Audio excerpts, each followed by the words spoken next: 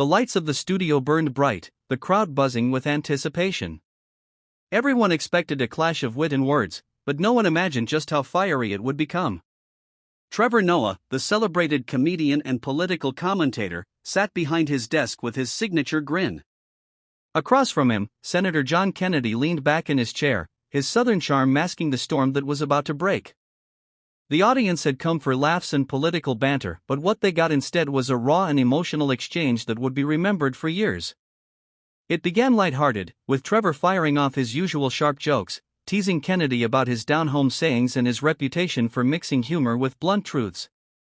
The audience chuckled, and even Kennedy smiled politely.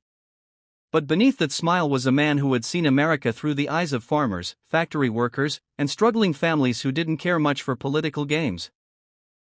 Trevor's humor took a sharper edge, poking fun at patriotism, mocking some of the policies Kennedy defended, and implying that America had lost its way under the voices of people like him. The laughter grew louder, but Kennedy's eyes narrowed. Finally, Kennedy leaned forward, his voice steady yet charged with emotion.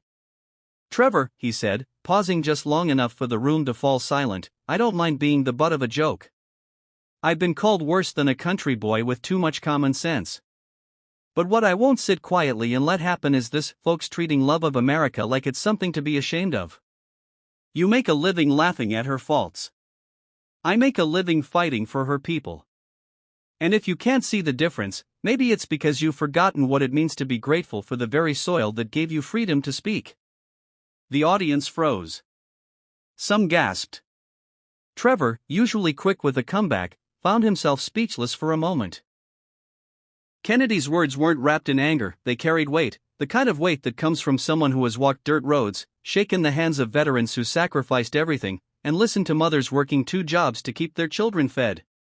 He wasn't just defending himself, he was defending them.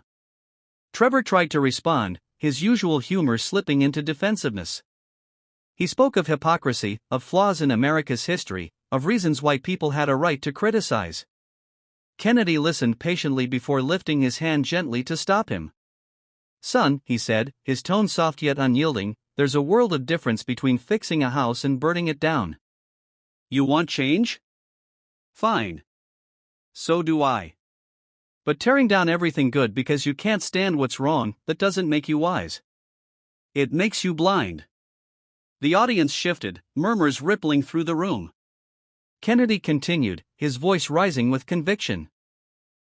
"I've met folks who came to this country with nothing but the clothes on their back, who cried when they saw that flag waving because it